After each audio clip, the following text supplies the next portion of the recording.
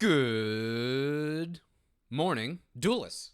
It's your boy Jules, and we are back with another Master Duel deck tech and, of course, some gameplay so you can see how amazing the deck is today. We're getting our hands dirty. We're getting down in the dirt. We're playing around. We got green thumbs. We're playing with the Sun Vine, Sun Avalon, yet another of many plant archetypes over the history of Yu-Gi-Oh! This is a link-based deck. We are hoping to go through our Sun Avalon link monsters like Dry Ass, Dry 80s, and all the way up into however one pronounces this word right here. To do that, we want to immediately get Sunseed Genius Loci onto the battlefield. A simple one-star normal monster, but kind of the basis for all of our setup plays into our powerful link monsters and then into our end board, which can actually attack for lethal very, very easily.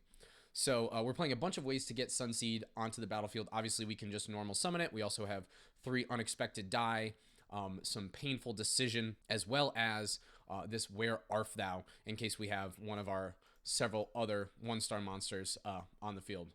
Also, obviously, Lone Fire Blossom, very, very good, can get any plant we want, really, but generally we're going to go Lone Fire into Lone Fire into Lone Fire, just to thin our deck. Okay, so once we have Sunseed Genius Loci, can we get an acronym for this? Once we have SGL out on the field, what are we going to do? We're immediately going to start and try and climb up the link ladder, going into Sun Avalon Dryas.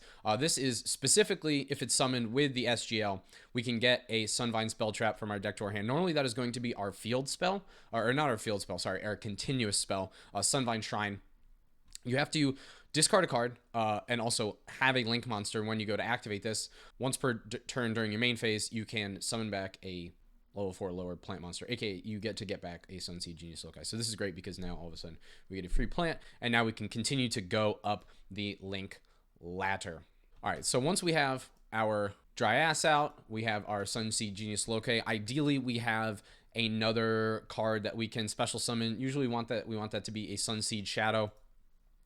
Using those, we can go into something like a Sun Avalon Dry 80s, banish this from our graveyard, get another Dry 80s out of our deck. This allows us to basically special summon another link monster with the same name as one that we have already if we have a link to a lower monster. So we have this guy pointing to maybe our special summoned Sunseed Genius Loci off of our shrine. Banish this, get another one of these. Now all of a sudden we can go into Dry Entry Eye. This is really where things are getting very powerful for the deck. This is going to allow us to add a Sun Avalon spell or trap. It's always going to be Bloom. Bloom is a great continuous trap. We activate it if we control a 4 or higher link plant monster, which we do because we have Dryadrentii. We have that. We are negating the effects of all the face-up monsters. So this is a great way to just immediately shut your opponent's combo off right in the middle of their turn. And then what happens is after that, on the following turn, hopefully a turn 3 for us, we would like to go first just so we're able to set up. When this attacks, it will get attack equal to the combined attack of everything it's pointing to. Hopefully that's going to be multiple Sunvine Thrashers, or really one is all we need. Sunvine Thrasher is great. All you need to do is lake up using a Sunseed Genius Loci, which we can easily special summon back off of Sunvine Shrine. And then this becomes, its attack becomes equal to 800 times the link rating of a monster that is pointing to it. So usually that's going to be our Sun Avalon Dry Entry Eye. That's 8 times 4, 32, plus the 8 it already has, that's 4K. Then if we use our Bloom, when we have our Dry Entry Eye on the field, this is going to get 4K from pointing to this, or even more if potentially we're able to get multiple Thrashers. So that is usually our main line. We want to have Dry Entry Eye plus some number of Thrashers on the field. There's a few different ways that we can get to it depending on what we open and what we're able to special summon. It's not a guaranteed sort of thing like other decks where basically no matter what you open you can get there, but that makes it a little bit more fun, right? You have to actually use your brain a little bit. I think one of the underrated cards in this is actually the Evil Thorn. Normal or special summon this, tribute it. It deals 300 damage, which actually has been relevant every now and then when we get into some longer, sloggier games. But then you can tribute it and get 2 more out. So this is a great way to immediately have fodder to get into your links, especially like your link 2s. So in addition to our Sun Plant sort of thing, we have obviously the Master Duel attacks, Max C's, Ash Blossoms, Called Bys, Raigeki, Lightning Storm, Monster Reborn. These are all things that we're just playing because they're good, especially if we need to go second. We want to have some hand traps and some catch up. We're also playing a couple Rose Girls. These are just more free special summons, along with, Sunseed Twin and Sunvine Maiden. Probably our spiciest tech is these 3 Parallel Exceeds, which when we link summon a monster, which we have many, we can special summon this from the hand, and then if we special summon this from the hand, we can special another one from their deck. Both of their levels become 4. That is there so we can make Rika Queen Strenna, who we can detach to return a plant card from our graveyard to the hand. So usually we're actually probably going to get either a Sunseed Genius Loci or maybe potentially a Sunseed Shadow, since we can special summon that out. But then this, along with making a Aromaseraphie Jasmine, Jasmine has an ability where you can tribute a monster and then special summon a plant monster from your deck in defense position. Doesn't really matter what we're special summoning. The fact is that when this is tributed, we can target a rank 5 or higher plant Xyz monster from our deck and special summon it. We're always going to get Hyperion, Sacred Tree Beast, Fancy Leaf Goat Boy. One, he's the only other Xyz monster in our deck, but also whenever we activate a card effect, we can pull something out of the graveyard and attach it as material, and then we can detach things on our opponent's turn to negate and destroy activations of cards. So he's a great way, especially if you're behind or if we just need to press our advantage and continue to lock our opponent out of the game. He's a great way to do that. It's not something that we do often. Oftentimes just better, instead of wasting our link material on Jasmine, to just try and get into Dryantria and then some Sunvine Thrashers, but it is a play that we can make. In addition, we also have Nightmare Unicorn and Access Code Talker. You guys know why these are here. They're just to fill out the extra deck. All right, so that's pretty much the deck in a, what is the plant equivalent of a nutshell? Dang, I don't have the pun. Let's carry on and get into the games. Alrighty, let's get into our first game. We have won the coin flip, so we are going to be on the play. Lead off with a Lone Fire Blossom. Going to go into another Lone Fire Blossom, and then into, of course, the SGL. SGL is going to link up into the driest of asses. We're going to activate its effect and get a Sunvine Shrine. We're going to activate the Sunvine Shrine, pitching the other Sunvine Shrine. We only need one. We're going to use that effect to get our Genius Loci back, and then go up into our Link 2 monster. That would be the Sunavalon Dry 80s. Now we're going to Monster Reborn, targeting our Lone Fire Blossom. Going to activate Lone Fire Blossom's effect again. This is not a hard once per turn. We're going to get the Sunseed Shadow and then link that up into another Dry Ass. Sunseed Shadow will trigger in the graveyard. We're going to target our Dry 80s, get another one from the extra deck, and now we're going to link up Dryantria. Dryantria is going to trigger. Going to get ourselves a copy of Sunavalon Bloom, place that face down, and end our turn. Now, you might be wondering that this is kind of a fragile board. We are going to fire off the Max C. We're going to get called by the grave, though. That's fine. Would rather have that hand trap out of their hand than potentially interfering in some of our graveyard things.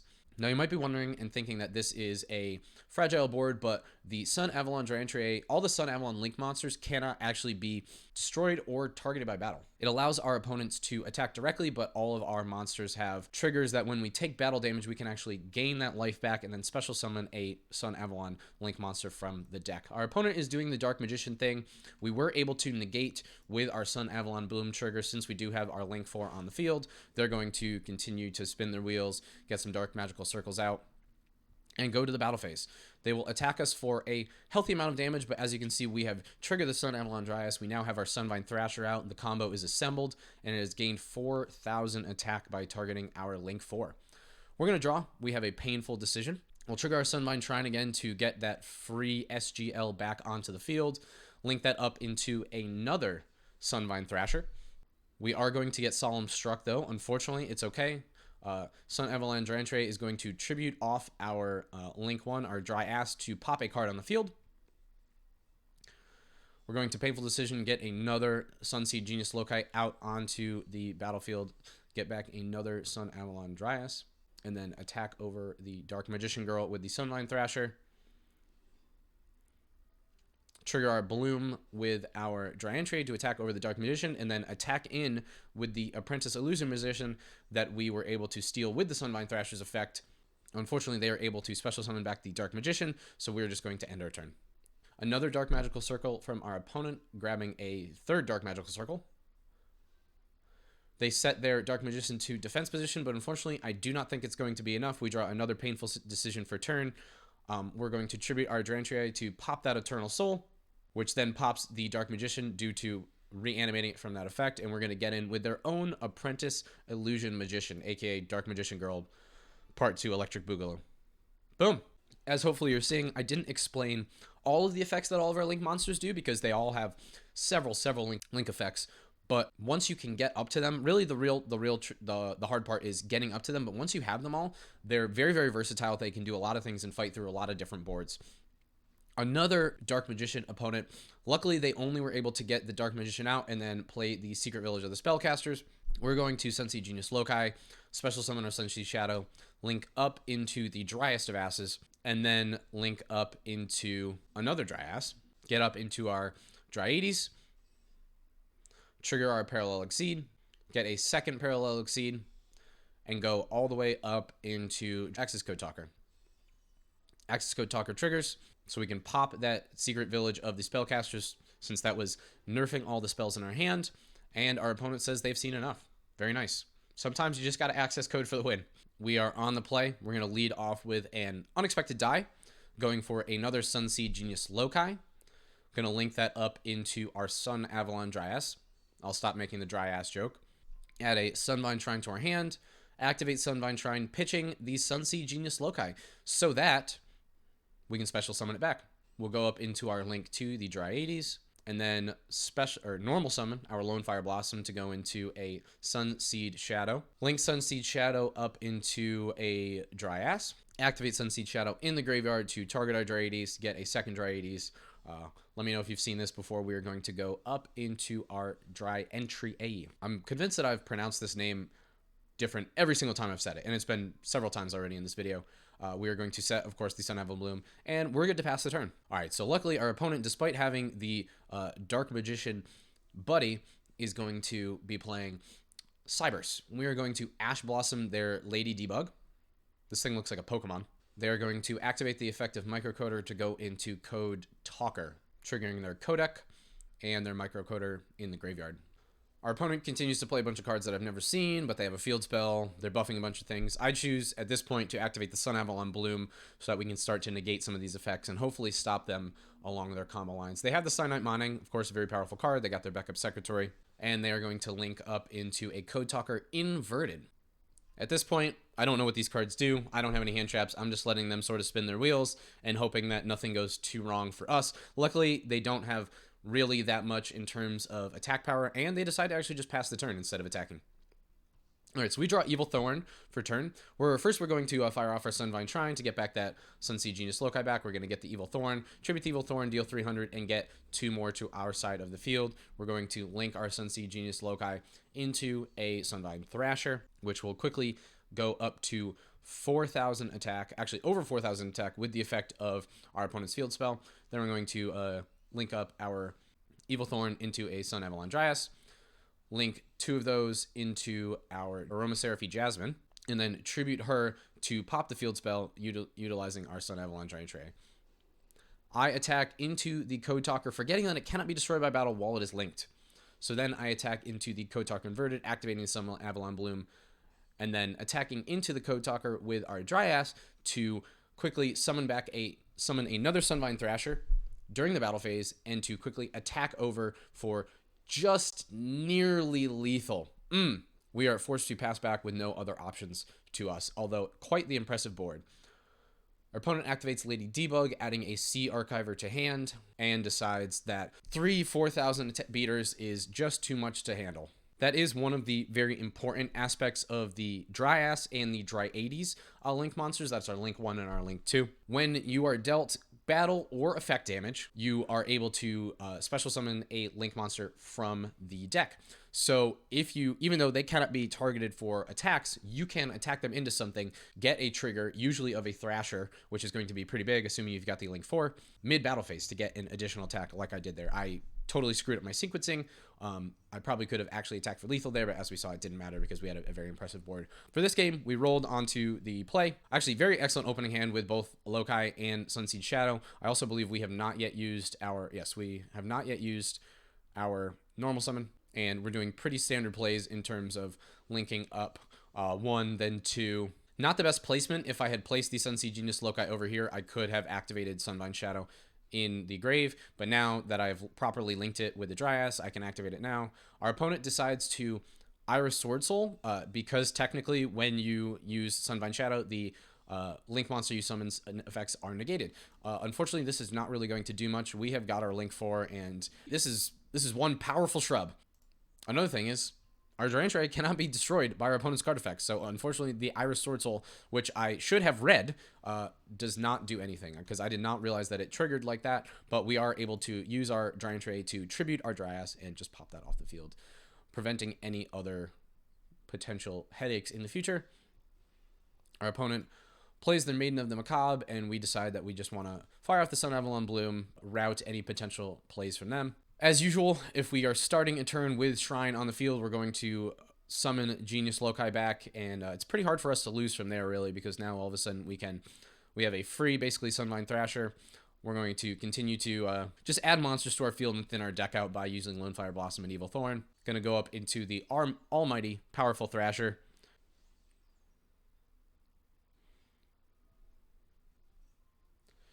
Use a Dryas to pop with our Dryantray, and then, of course, use Bloom so that we can attack for 4,000 and then 4K. Exactly lethal. Lovely.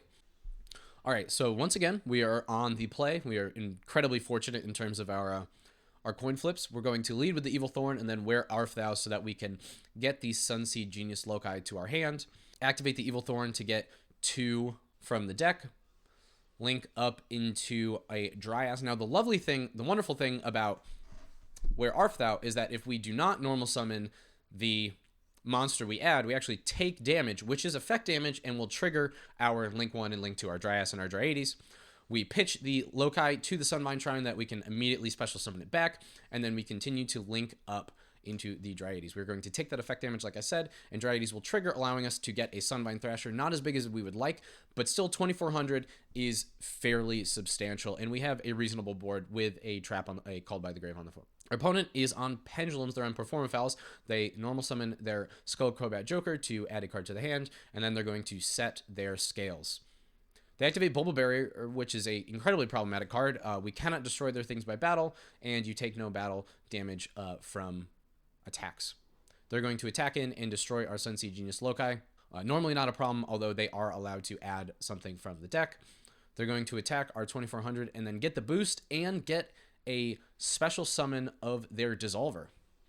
Since they can't be destroyed by battle once per turn, they're actually going to completely annihilate our Sunvine Thrasher. We are in not the best position. I draw a Raigeki, which normally would be wonderful, but that Bulba Barrier is going to prevent the destruction of all their cards just once per turn. We are going to special summon the Genius Loci back, go into a Sunvine Thrasher. It will be a 2,400, which is bigger than anything they have.